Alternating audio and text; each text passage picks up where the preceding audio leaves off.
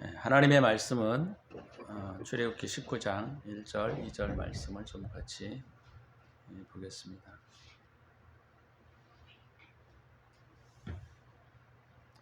출애굽기 19장 1절, 2절 말씀.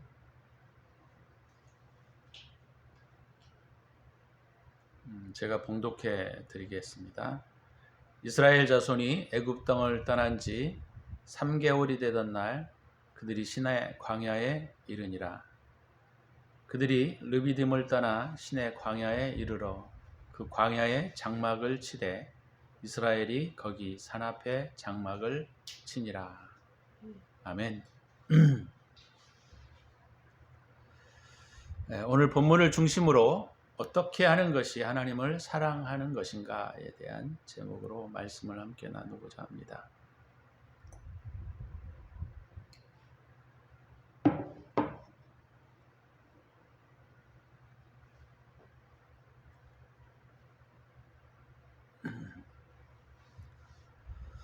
이스라엘 백성들이 애굽을 떠나서 바로 하나님께서 이스라엘 백성들을 만나시는 것이 아닙니다.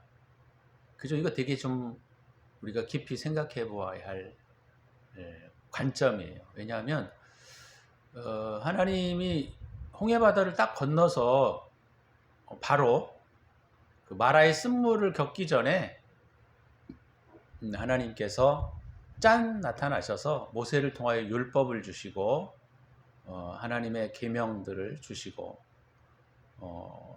또 이스라엘 백성들이 살아갈 수 있는 시민법과 도덕법들을 주시면 되잖아요. 그죠?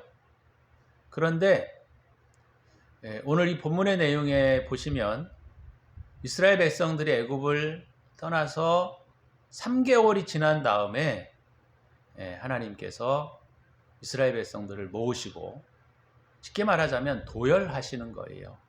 도열하셔서 하나님이 이스라엘 백성들을 만나시고 또 거기에서 율법을 주시고 시내산 언약을 맺으신다라는 점입니다.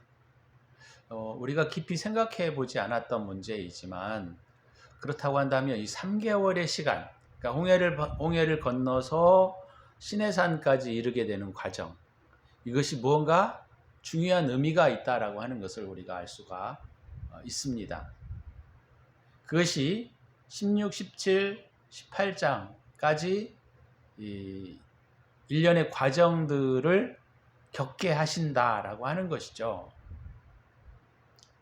그래서 하나님이 이스라엘 백성들을 출애굽해서 바로 모세를 통하여 하나님이 이스라엘 백성들을 만나시는 것이 아니고 3개월의 시간을 두시고 시내산에 이르게 하셔서 거기서 하나님이 이스라엘 백성들을 만나게 되는 일들이 있다는 것을 우리가 생각해 보셔야 합니다.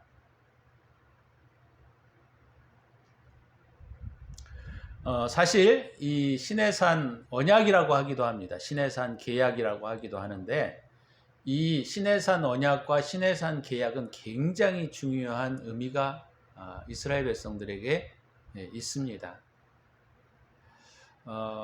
우리가 1차적인 측면에서 우리가 보게 되면 이스라엘 백성들의 정체성을 부여하는 시간이고 그 다음에 하나님과 결합하는 시간이고 언약하는 시간이고 그죠?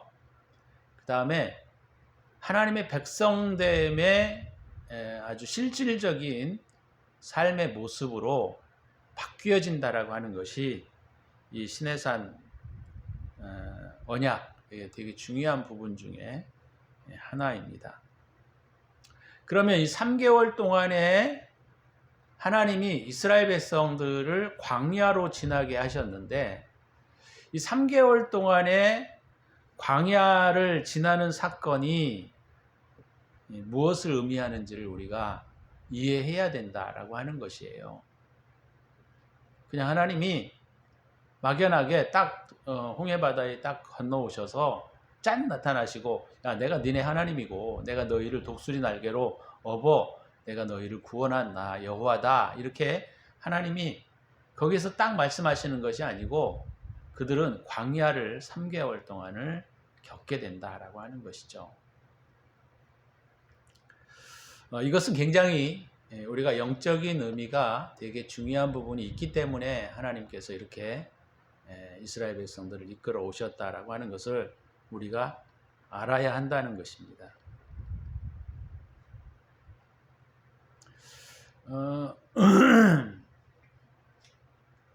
이스라엘 백성들이 이 3개월 동안의 과정을 통하여 무엇을 그들이 첫 번째 배우냐면 막연히 하나님을 사랑해야 되겠다라고 하는 사랑을 배우게 되는 거예요. 그들은 애굽에서 사실은 400여 년 동안 상당히 많은 종살이를 하고 살았잖아요. 그렇기 때문에 그들이 하나님이 어떤 분이고 하나님에 대해서 그들이 막연하게 들었을 수는 있습니다만은, 그러나 그분이 어떤 분이고 그분이 어떤 능력과 어떤 이해를 가지고 전지하시고 전등하신가라는 가에 대한 부분들을 이스라엘 백성들이 직접 체험하지는 못했습니다. 그렇기 때문에 이 3개월 동안에 그들은 무엇을 배우게 됐냐면, 첫 번째는 막연하게 내가 하나님을 사랑해야 되겠다라고 하는 것을 배우게 된다라고 하는 것이죠. 그러면 이제 이 출애굽기 19장에서 이제 두 번째 과정이 이루어지는 것인데, 그럼 어떻게 우리가 하나님을 사랑해야 하는가에 대한 부분들을 가르쳐주고 있는 중요한 부분 중에 하나입니다. 그래서 오늘 시간이 어떻게 될는지는 모르겠지만, 첫 번째는 제가 무엇을 우리가 좀 생각해 보려고 하느냐면, 이스라엘 백성들이 3개월 동안의 광야의 시간들을 겪었던 것들을 왜 겪게 하시는가라는 부분이에요. 왜 겪게 하시는가? 우리가 인생과 우리가 삶을 살아갈 때 우리에게도 인생에 광야의 시간들이 있습니다. 근데 이 광야를 겪게 하시는 하나님의 가장 중요한 이유들이 몇 가지가 있어요. 근데 그것이 신명기 8장 2절에서 3절에 보게 되면 하나님께서 광야를 겪게 하시는 이유가 한 3가지 정도 나타나고 있습니다. 거기 보시면 신명기 8장 2절에서 한 4절까지인데요. 잠깐 우리가 좀 찾아보는 것이 좋을 것 같아서,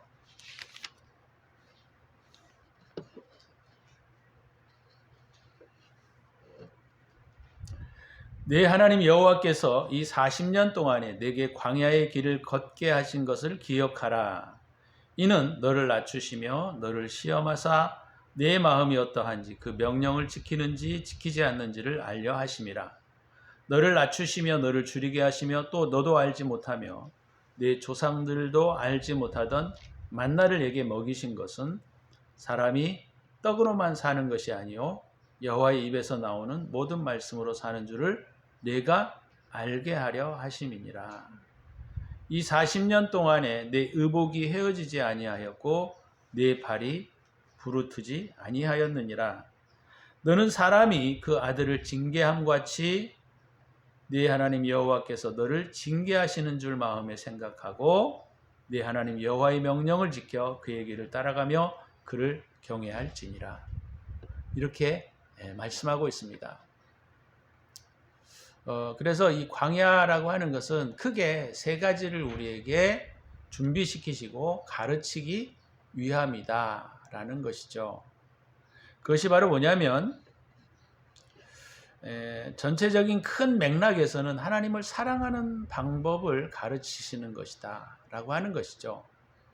근데 이 3가지가 첫 번째로 뭐냐면 너를 낮추신다. 너를 낮추신다. 너를 겸손케 하신다 라고 하는 것이죠. 광야가 첫 번째로 되게 중요한 우리에게 의미를 주는 것은 바로 뭐냐면 우리를 겸손케 하시는데 초점이 맞추어져 있다라고 하는 것입니다. 인간은 우리 생각에서 드러나고 있는 모든 것들이 사실은 악한 사람이죠. 악한 존재입니다. 그렇기 때문에 인간의 가장 깊은 곳에는 뭐가 있느냐면 자기애가 숨어 있어요. 자기를 사랑하는 그 자기애가 숨어 있기 때문에 이것을 볼 수 있도록 해야 되는데 이것이 우리의 인생과 우리의 삶 가운데에서는 잘 나타나 보이지 않습니다. 그래서 하나님께서는 첫 번째는 광야의 길을 걷게 하신다 이렇게 말씀하고 있는 거예요. 그래서 자기애가 많아지게 되면 첫 번째는 뭐냐면 시야가 가려집니다. 우리가 보아야 할 것들을 보지 못하는 것이에요.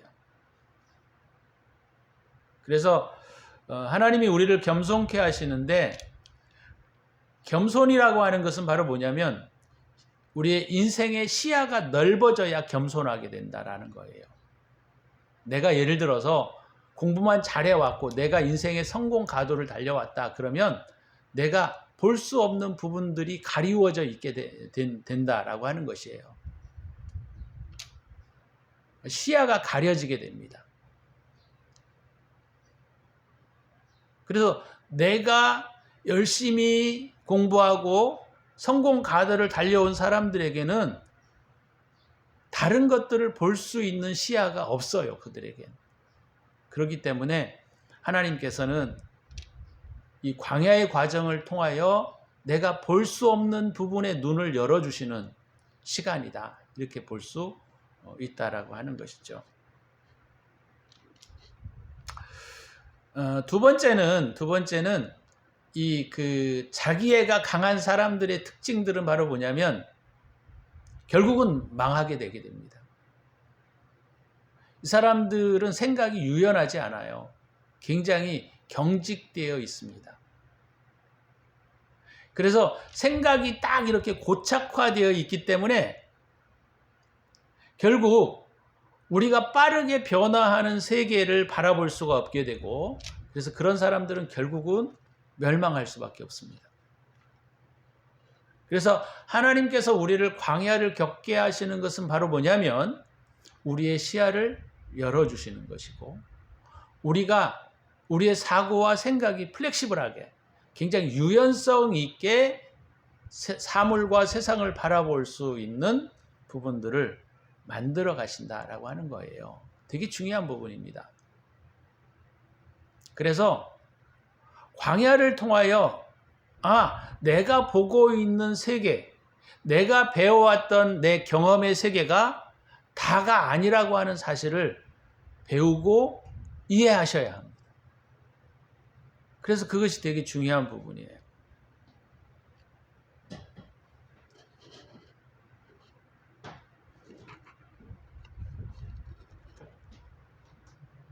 세 번째로는 자기애가 강한 사람들 같은 경우에는 남을 무시하고 또 남의 말에 귀를 기울이려고 하지 않습니다. 자기가 배워왔던 것이 최고이고 자기가 생각해왔던 것들이 최상이었기 때문에 남의 말에 귀를 기울이려고 하지 않아요. 그래서 배우려고 하지 않습니다. 우리는 사람들이 어떤 부분에 대해서 이야기를 하게 되면 그 부분에 귀를 기울일 수가 있어야 돼요. 근데 자기애가 강한 사람, 다른 표현으로 말하면 교만한 사람이죠. 자기애가 강한 사람들 같은 경우에는 남을 지도하려고 하고 남을 이렇게 가르치려고 하는 것이지 남의 말에 귀를 기울이려고 하지 않습니다. 그래서 그 사람은 배울 수가 없기 때문에 사고가 경직될 수밖에 없고 결국은 자기 사랑으로 끝날 수밖에 없는 존재가 되어버리는 것입니다. 이 자기 사랑이라고 하는 것은 우리가 천국에 보게 되면 악이에요. 악. 아주 굉장히 무서운 지독한 악입니다. 자기 사랑이. 그래서 자기를 위하여 성공하고 자기를 위하여 돈을 벌고 자기 가족들을 위하여만 살려고 하는 사람들은 결국 자기 삶에 가두어져 있고 겸손할 수 없고 그래서 그들은 시야가 가리워져 있기 때문에 결국은 망하게 된다라고 하는 것이죠. 하나님은 이 광야의 시간을 통하여 하나님 우리에게 시야를 열어주시고, 그죠?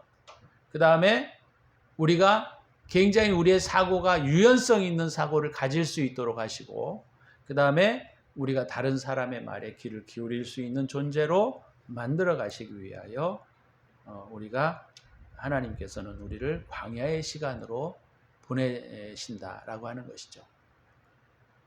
이스라엘 백성들의 그 광야의 시간을 통하여 그들이 배운 게 뭡니까? 첫 번째로는 하나님이 자기 생각대로 움직이지 않는다는 것을 배운 거예요. 하나님이 내 마음대로 내 생각대로 이렇게 움직여 주셔야 되는데 하나님이 내 생각대로 움직여 주지 않는 것들을 배우는 것이죠. 아니 우리가 3일길을 걸어갔는데 왜 광야에 물을 내주시지 않아? 이런 자기 생각으로 가득 찬 사람들, 그런 사람들에게 하나님께서는 이 광야의 시간을 통하여 그게 아니라는 사실들을 깨닫게 하시고 배우게 하신다라고 하는 것이죠. 두 번째는 이 광야가 주는 그 의미가 8장에서 우리가 보게 되면 마음의 상태가 어떠한지를 알게 하신다는 거예요. 사실 우리가 우리의 인생과 우리의 삶이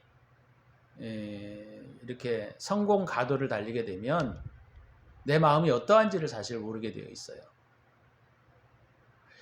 그래서 광야의 시간을 통하여 우리가 무엇을 알게 하시냐면 나라고 하는 존재, 내가 이해하고 있는 사상, 내가 이해하고 있는 철학, 이런 것들이 잘못되었다라고 하는 사실들을 배우게 하시는 것이죠.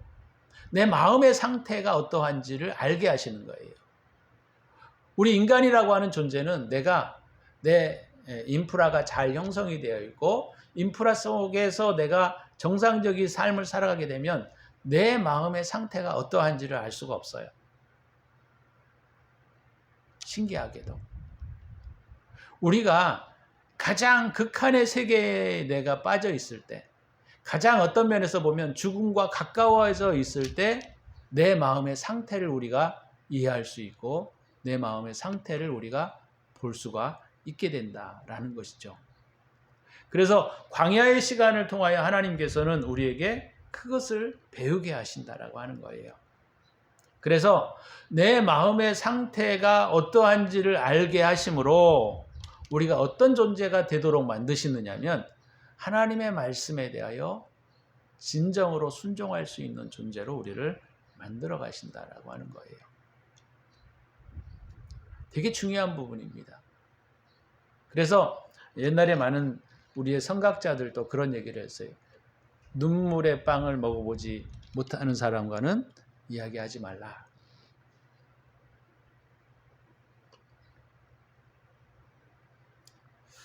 세 번째는 뭐냐면 우리의 삶과의 관계되어 있는 문제입니다.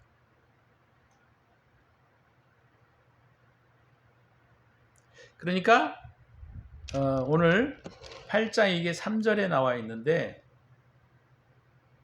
너를 낮추시며 너를 줄이게 하시며 또 너도 알지 못하며 네 조상들도 알지 못했던 만나. 그러니까 만나를 먹이시는 것과 의복의 문제를 해결해 주시는 것을 통하여 하나님께서 우리에게 광야를 통하여 가르치시고자 하시는 것이 바로 뭐냐면 여호와의 입에서 나오는 진리, 그 여호와의 입에서 나오는 진리로 우리가 산다라고 하는 사실들을 배우게 하신다는 거예요.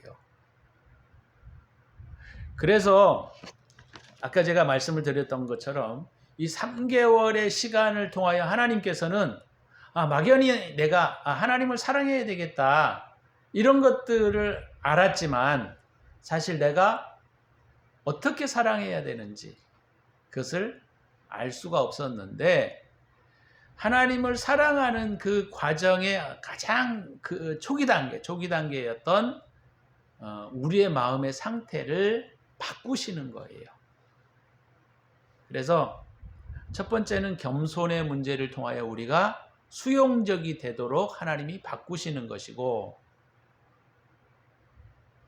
두 번째는 우리의 마음의 상태가 어떠한 건지를 알게 하셔서 우리가 하나님의 말씀에 더 적극적으로 그 진리를 받아들일 수 있는 마음의 상태를 준비케 하시고, 세 번째로는 우리가 먹고 살고 살아가고 입고 하는 모든 문제들이 진리로부터 비롯된다라고 하는 사실들을 경험케 하시는 것이 이 3개월의 과정이 있는 부분들이었어요. 그래서 우리가 이것들을 가만히 보게 되면 마라의 쓴물 사건도 있지요. 그 다음에 그들이 만나가 내려오지 않고 고기를 먹지 못했던 문제들을 하나님이 경험케 하시고, 그리고 그들이 또 르비딤에서의 전투, 이런 부분들도 다 그런 부분들에 연관되어져 있기 때문에 하나님께서는 이 광야의 3달을 통하여 맛보기로만 보여주신 거예요. 맛보기로만. 그러면 이제 이 시내산에서 하나님이 이스라엘 백성들에게 이제 구체적으로 하시고 싶으신 것이 바로 무엇일까요? 그것은 바로 뭐냐면, 첫 번째는 이 시내산의 과정을 통하여 하나님께서 이스라엘 백성들에게 하시고자 하시는 가장 중요한 것은 바로 뭐냐면 계약을 맺는 거예요. 언약을 맺는 거예요. 그래서 이 출애굽 19장은 되게 중요한 부분 중에 하나입니다. 두 번째는 뭐냐면, 이 언약을 맺는다라고 했을 때 어떻게 언약을 맺어 가시는가에 대한 부분이죠. 이것이 오늘 우리가 본문의 제목을 살펴보았던 어떻게 하는 것이 하나님을 사랑하는 것인가에 대한 대답이에요. 자, 우리가 이런 부분들을 이해하기 전에 첫 번째는 뭐냐면, 하나님의 본질에 대한 이해가 좀 명확해야 된다라고 하는 것을 다시 한번 이해해야 되겠습니다.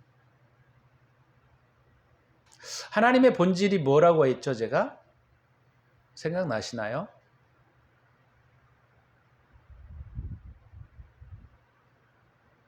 이게 이해가 되지 아니하면 자꾸 엉뚱한 다리를 긁게 되어 있습니다. 남의 다리 긁게 되는 거예요.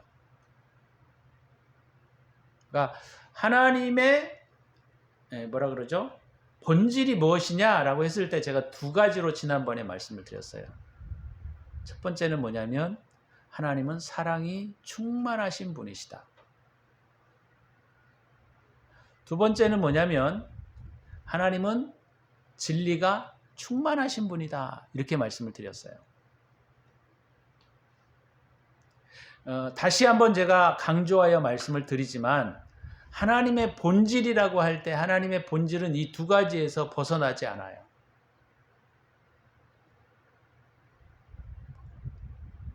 거룩성, 이것도 되게 중요한 부분 중에 하나이지만, 하나님의 가장 큰 본질은 사랑과 진리라는 거예요. 우리가 생각할 때 많은 여러 가지 일들이 있잖아요. 우리가 신앙 안에 보면 신앙 안에 여러 가지 많은 어떤 규범도 있고 진리도 있고 그 안에 많은 규정들도 있고 단어도 있고 성향도 있고 이런 것들이 굉장히 많이 있어요. 하나님 하면 우리가 우리의 생각으로는 이해할 수 없지만 그분이 어마어마한 여러 가지 성향과 성품과 다양한 특성들을 가지고 있는 것이 사실입니다만은, 이것을 크게 우리가 2가지로 딱 대별을 하자면, 이런 모든 것들을 망라해서 크게 2가지로 딱 대별을 하자면, 첫 번째는 사랑이고 두 번째는 진리라는 거예요. 하나님은 요한 1서에 보면 사랑이시다라고 하는 것과, 다른 하나는 하나님은 진리이시다라고 하는 거예요. 그래서 전능은 사랑에 관계되어 있는 하나의 특성이고, 전지는 진리와 관계되어 있는 하나의 특성입니다. 이해가 돼요? 다시 한번 말씀을 드리지만 이 부분은 굉장히 중요한 부분이기 때문에 이것에 대한 이해가 명확해져야만 오늘 이 본문에 대한 이해와 제가 지금 말씀을 드렸던 부분들이 이해가 될 수 있기 때문에, 하나님은 본질이 뭐냐? 사랑과 진리라는 거예요. 그러면 아까 3개월 동안에 뭐를 했죠? 이스라엘 백성들이 광야에 하나님을 어떻게 사랑하는가에 대한 배움에 대한 부분들이었다고 제가 말씀드렸어요. 그러니까 막연한 사랑이었던 거예요. 그러면 이제 이 시내산에서 도달해서 그들이 배워야 할 게 뭘까요? 진리에 관련되어 있는 부분들인 거죠.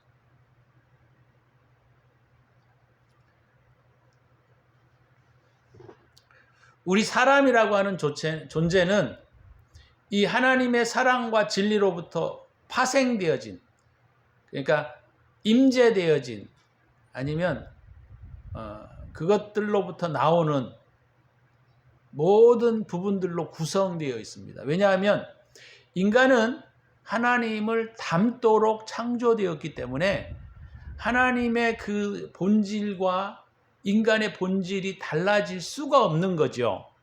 그런데 문제가 뭐냐면 이 진리라는 것과 사랑이 분리될 때의 문제예요. 사랑과 진리가 분리가 되면 자기애와 세속사랑으로 흘러갈 수밖에 없게 되기 때문에 그렇습니다. 굉장히 중요한 부분이에요.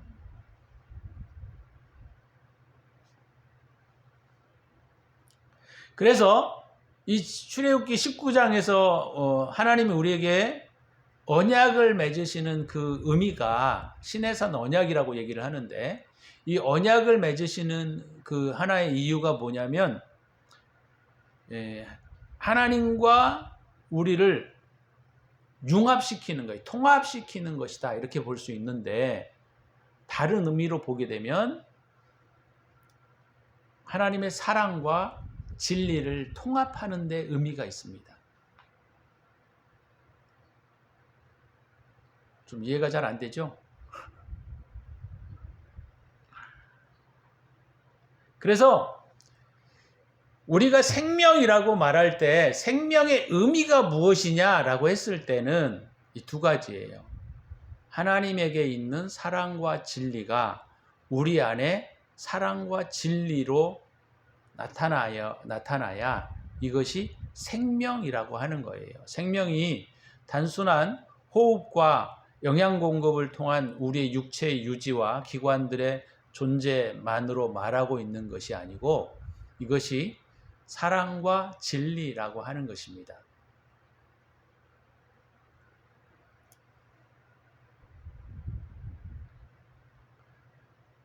그래서 이 부분들이 되게 중요한 부분인데 우리가 좀 이해하기가 사실 좀 어려운 부분 중에 하나입니다.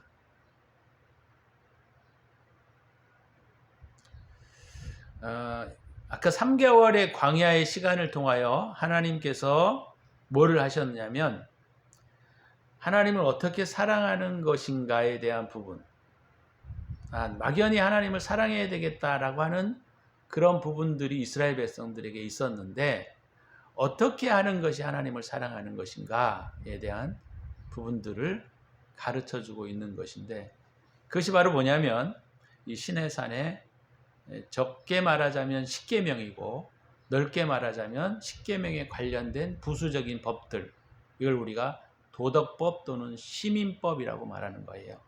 이런 부분들이 그것을 형성하고 있는 것입니다. 근데 그것을 형성하기 이전에, 자 보세요. 하나님의 사랑이 이렇게 있다고 한다면 광야는 아직 초목들이 나지 않은 상태인 거예요. 어떤 것도 공급되지 않는 상태라고 하는 것이죠. 우리가 영적으로 이것을 보게 되면 하나님의 하나님의 사랑의 상태에 뭔가 진리가 올라와야 된다는데, 이 진리가 바로 오늘 이 시내산에서 맺는 계약, 언약과 연관성을 가지고 있기 때문에 되게 중요한 부분입니다. 그래서 하나님은 3개월의 광야의 시간을 통하여 하나님을 막연하게 사랑해야 되겠다라고 하는 것을 그들이 가르칠 때 그들에게 어떻게 하는 것이 하나님을 사랑하시는가에 대한 부분들을 지금 시내산에서 이스라엘 백성들을 모아놓고 말씀하시려고 하시는 거예요. 그것이 바로 뭐냐면 십계명과 도덕법과 시민법이라고 하는 것이죠. 그래서 이 시내산 언약을 이스라엘 백성들하고 맺을 때 우리가요, 첫 번째 그냥 언약을 딱 먼저 맺지 않습니다. 우리가 보게 되면 출애굽기 24장에서 실상은 언약식이 거행되는 걸 우리가 볼 수가 있어요. 그러니까 언약이 바로 이렇게 딱 맺어지지 않고 먼저는 진리가 선포되는 거예요. 그래서 십계명과 도덕법과 이런 것들이 출애굽기 19장에서부터 23장에 이르기까지 다양한 내용들을 말하고 있는 규범들이 선포되고 난 다음에 이것을 언약식으로 맺는 과정이 있는 거예요. 그래서 이 출애굽기 19장에서부터 24장까지가 굉장히 중요한 의미를 가지고 있다는데 우리가 깊이 관심을 가져야 한다는 것입니다. 우리가 그러니까 이게 보편적으로 제가 말씀을 드리자면 하나님을 사랑한다라고 하는 것이 무엇인가? 라고 했을 때 그것은 하나님의 계명을 지키는 것이다. 이렇게 말씀하셨어요. 예수님께서도 내가 너희에게 새 계명을 준다. 이렇게 말씀을 하셨고 그 계명이 예수님께서 요한 1서나 요한복음에서 늘 뭐라고 말씀하셨냐면 내 안에 거하고 나를 사랑하는 자는 내 계명을 지킬 것이다. 이렇게 말씀하셨던 것을 우리가 볼 수가 있다라고 하는 것이죠. 그래서 우리가 굉장히 중요하게 생각해야 할 것이 바로 뭐냐면 먼저 진리를 이해하고 진리를 듣고 진리를 우리가 그것을 받아들이는 이 과정이 되게 중요하고 그러나 사랑과 진리가 분리가 되게 되면 이것은 악한 것이 될 수밖에 없기 때문에 하나님을 사랑한다라고 하는 것은 바로 뭐냐면 그 진리를 이해하고 진리를 우리의 삶 가운데 실천해 가는 것을 의미한다라고 볼 수 있다라고 하는 것이죠. 그래서 오늘 이 본문의 내용을 통해서 우리가 배워야 할 되게 중요한 부분들이 바로 뭐냐면 광야가 왜 필요한지, 광야를 통하여 하나님이 우리에게 무엇을 가르치시고자 하시는가에 대한 부분들, 그리고 또 하나는 뭐냐면 하나님의 본질이 무엇인가를 우리가 정확하게 아셔야만 우리가 어떤 본질을 찾아가는 것이 중요한 것인가에 대한 부분. 그 다음에 세 번째는 뭐냐면 좀 전에 제가 말씀을 드렸던 것처럼 하나님이 진리를 선포하시고 난 다음에 결합하셨다라고 하는 거예요. 언약으로. 그러니까 우리도 마찬가지로 진리가 선포되어지고 난 다음에 우리의 삶에 우리 안에도 우리가 가지고 있는 선과 사랑과 진리가 결합되어져야만 연합되어져야만 참된 하나님을 닮아가는 삶이 될 수 있다라고 하는 것입니다. 그래서 우리가 이 두 가지의 오늘 이 본문의 내용을 통해서 우리가 두 가지를 제가 말씀을 좀 맺고자 합니다. 첫 번째는 뭐냐면 하나님이 우리에게 광야를 걷게 하시는 중요한 의미가 무엇인지를 생각하고 아까 제가 세 가지 말씀을 드렸는데 그것을 감사했으면 좋겠어요. 그리고 시야를 좀 바꿨으면 좋겠다라는 거예요. 우리가 광야라고 할 때 광야를 자꾸 수동적 의미로 받아들이는 경향들이 많아요. 내가 이걸 참고 견뎌야 되겠다라고 하는 생각들이 우리에게 너무 많습니다. 근데 오늘부터 좀 생각을 좀 바꿨으면 좋겠어요.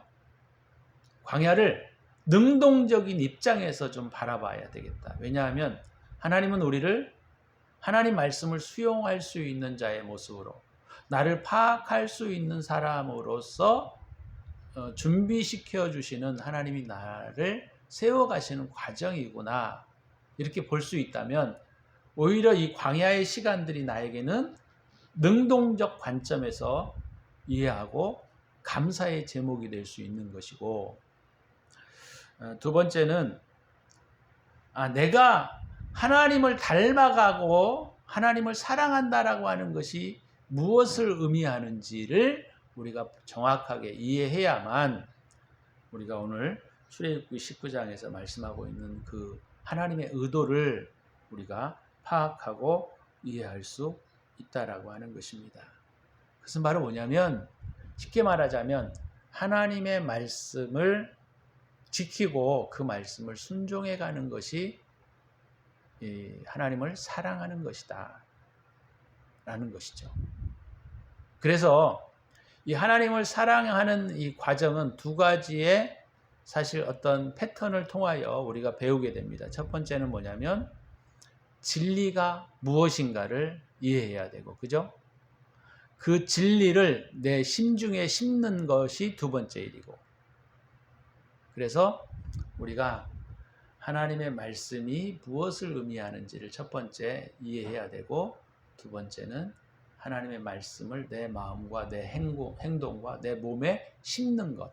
그래서 하나님의 사랑과 하나님의 진리가 연합되어 있는 것처럼 우리도 우리가 가지고 있는 하나님에 대한 사랑과 또 하나님에 대한 그 우리가 받은 진리를 연합해서 이것이 서로 딱 떨어져서 독립적으로 활동해 가는 것이 아니라 연합되어서 한 덩어리로 활동해 갈 수 있도록 우리가 준비해 가는 과정이 우리가 하나님을 닮아가는 과정이다, 이렇게 말할 수 있다라고 하는 것입니다.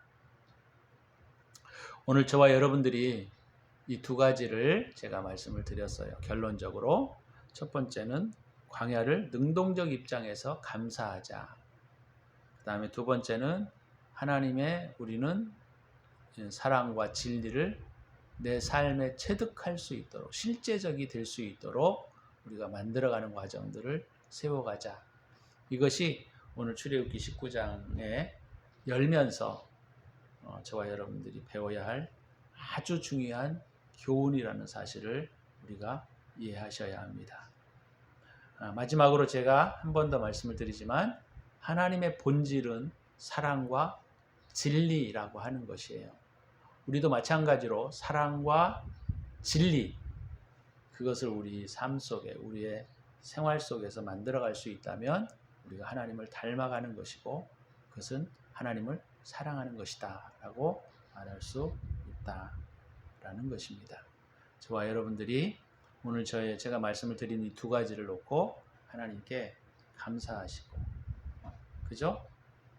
내가 고난을 당하고 어려움을 겪는 것은 하나님이 나를 미워하셔서가 아니라 나를 살리시기 위한 과정이구나 라는 것들을 배우셔서 하나님 앞에 감사하시고, 또 우리의 삶 가운데 진리가 그냥 내 이해에만 머물러 있지 않게 하시고 사랑과 연합되어서 우리가 사람을 진실로 사랑할 수 있는 존재가, 하나님을 사랑하고 이웃을 사랑하는 그런 존재가 되어지시기를 주의 이름으로 축원합니다. 잠깐 기도하겠습니다.